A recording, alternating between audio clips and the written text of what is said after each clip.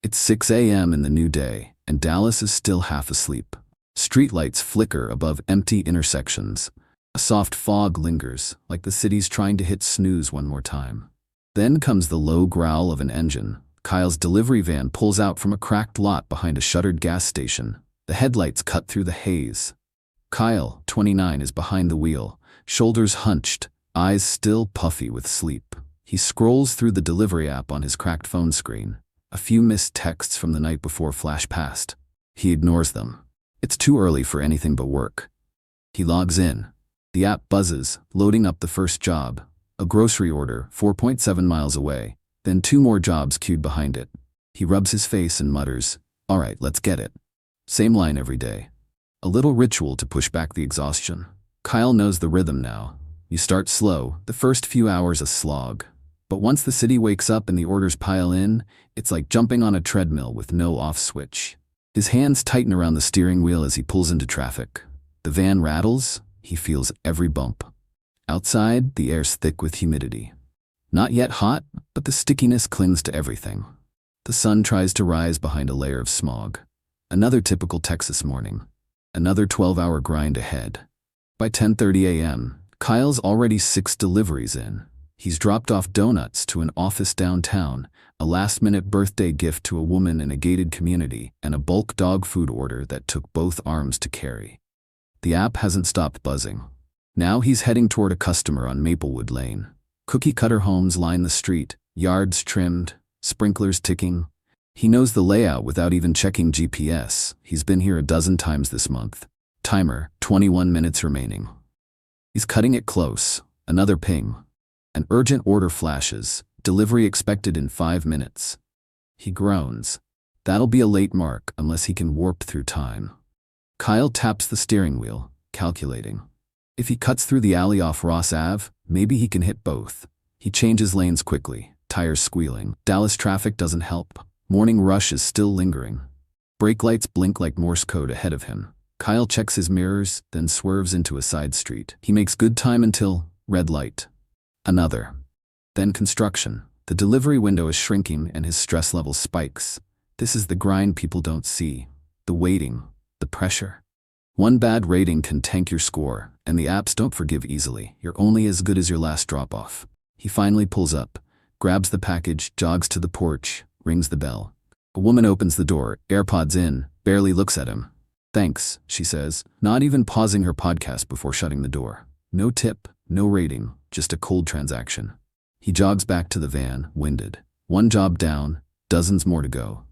It's noon now. The sun is merciless, baking the pavement. Kyle hasn't eaten. He's running on a protein bar from 7-Eleven and caffeine from a gas station energy drink.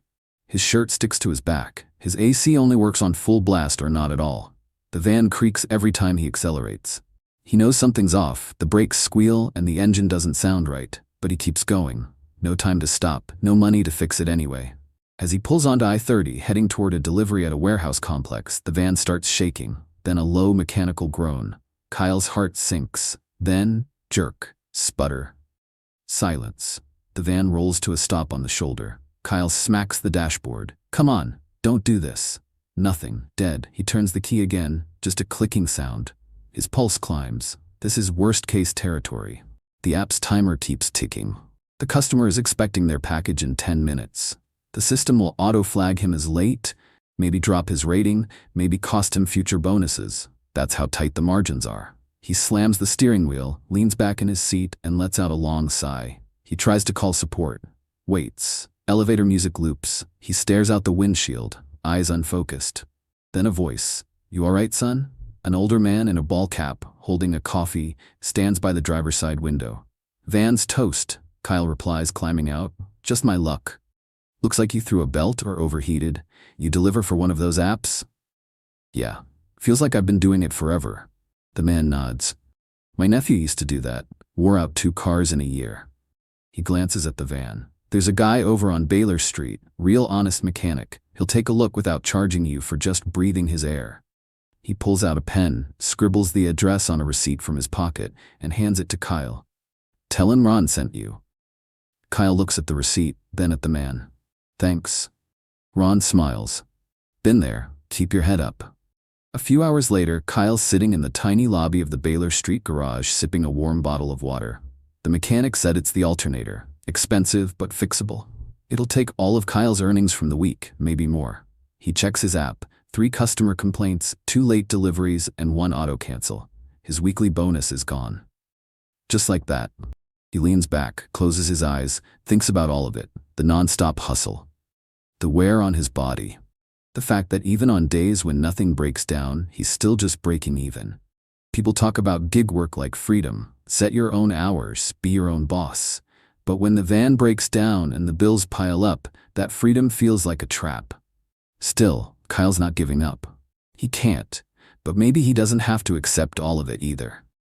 That brief moment with Ron reminded him there's still space for something real. Connection, even in a job that's all about speed and silence. As he drives the patched-up van back through the fading light, the city cooling down around him, he grips the wheel a little tighter. Another day done. Tomorrow's already waiting. But maybe next time he'll slow down just enough to remember he's not a machine.